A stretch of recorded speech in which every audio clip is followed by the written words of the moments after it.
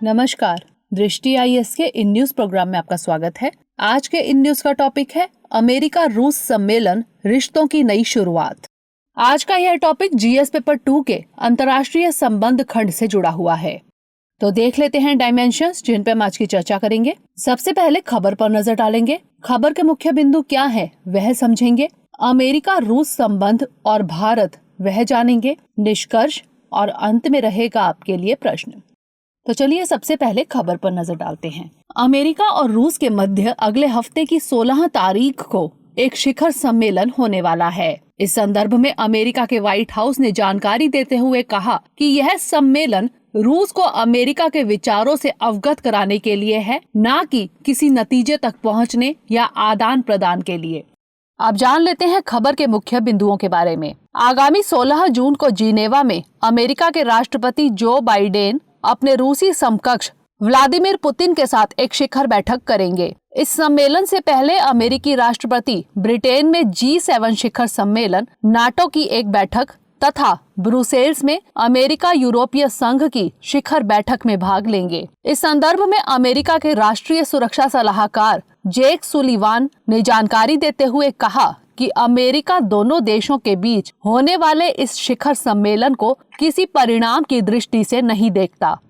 यदि बैठक से कुछ महत्वपूर्ण नतीजे निकलने की बात की जाए तो इसके लिए संभवतः लंबे समय तक इंतजार करना पड़ सकता है। उन्होंने यह भी कहा कि हमें जरूरत इस बारे में सोचने की है कि शिखर वार्ता हो रही है और हमें बुनियादी तौर पर एक अवसर दे रही है कि हमारे राष्ट्रपति और उनके राष्ट्रपति इस बारे में संवाद करके अमेरिकियों की आकांक्षाओं और क्षमताओं के बारे में बता सकें, साथ ही उनकी तरफ से भी इस बारे में उनके विचार सुन सकें।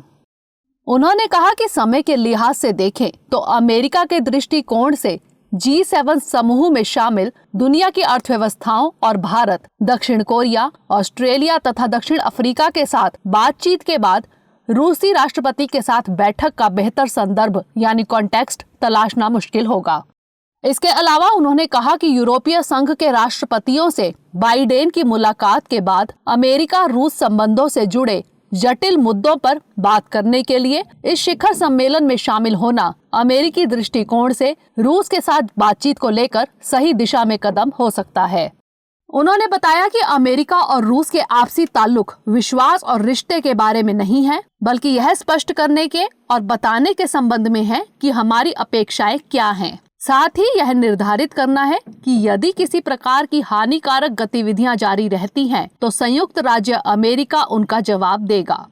जान लेते हैं अमेरिका रूस संबंध और भारत के बारे में। वैश्विक और क्षेत्रीय मुद्दों पर वैचारिक मतभेदों के कारण रूस और अमेरिका के संबंध काफी हद तक एक दूसरे से अलग रहे हैं, जिससे दोनों पक्षों के बीच रणनीतिक गतिरोध को बढ़ावा मिलता रहा है। साथ ही इनमें से कुछ गतिरोध मौजूदा शीत शांति में भी योगदान दे रहे हैं, जो इन दोनों देशों के बीच प्रचलित है।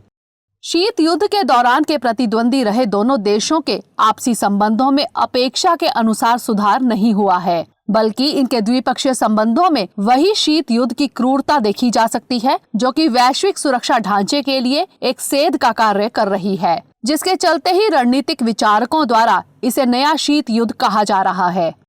हालांकि वैश्विक राजनीति की वर्तमान स्थिति को चिन्हित करने के लिए नया शीत युद्ध की बजाय शीत शांति शब्द को अधिक सशक्त रूप से उजागर करने की आवश्यकता है। इसके 4 कारण हैं। दोनों पक्षों द्वारा उन्नत हथियारों की तैनाती लगातार जारी है। दोनों देश रणनीतिक मामलों में एक दूसरे को घेर रहे हैं। व्यापार प्रतिबंध सबसे शक्तिशाली हथियार के रूप में उभर रहे हैं तथा रूस और अमेरिका के बीच कोई युद्ध या सीधा टकराव नहीं है। रूस और संयुक्त राज्य अमेरिका के बीच संबंध परस्पर वैचारिक, राजनीतिक और आर्थिक कारकों की एक जटिल क्रिया द्वारा संचालित रहे हैं। दोनों देशों की राजनीतिक प्रणालियों में अलग अलग अंतर अक्सर उन्हें प्रमुख नीतिगत मुद्दों पर आपसी समझ तक पहुंचने से रोकते रहे हैं और यहाँ तक कि क्यूबा मिसाइल संकट के मामले में भी उन्हें युद्ध के कगार पर ला दिया था। 1979 में अफगानिस्तान पर अमेरिका के आक्रमण के दौरान दोनों देशों के बीच नए तनाव दृष्टिगोचर हुए। जब कम्युनिस्ट प्रणाली का पतन हुआ, संयुक्त राज्य अमेरिका और रूस पूर्व सोवियत संघ के साथ साथ अन्य नए राष्ट्रों के बीच एक अभूतपूर्व नई दोस्ती का रास्ता खुल गया। इसके अलावा 2014 में क्रीमिया पर रूस के कब्जे के बाद पश्चिमी देशों ने भी रूस पर कठोर आर्थिक प्रतिबंध लगा दिए थे। यह देखना होगा कि भारत के संदर्भ में इन दोनों देशों के बीच संबंधों की स्थिति के क्या निहितार्थ हैं। भारत ने रूस और संयुक्त राज्य अमेरिका दोनों के साथ एक समान रणनीतिक साझेदारी के रूप में संबंध बनाए हुए हैं। भारत और रूस ऐतिहासिक रूप से रक्षा के साथ कई अन्य क्षेत्रों में व्यापार से जुड़े हैं, परंतु रूस पर अमेरिकी व्यापारिक प्रतिबंधों से भारत के लिए अमेरिका और रूस के बीच संतुलन बनाना कठिन हो गया। भारत के लिए यही समस्या ईरान और अमेरिका के साथ संबंध संतुलन में भी है। दूसरी ओर बीते समय में भारतीय आर्थिक नीति में बदलाव के परिणाम स्वरूप भारत और अमेरिका के संबंधों में सुधार देखने को मिले हैं तथा पिछले दशक में इस दिशा में अभूतपूर्व प्रगति हुई है। अमेरिका के लिए भी भारत की साझेदारी कई मायनों में महत्वपूर्ण है, जैसे एशिया महाद्वीप में चीन के बढ़ते प्रभाव को प्रतिसंतुलित करने के लिए।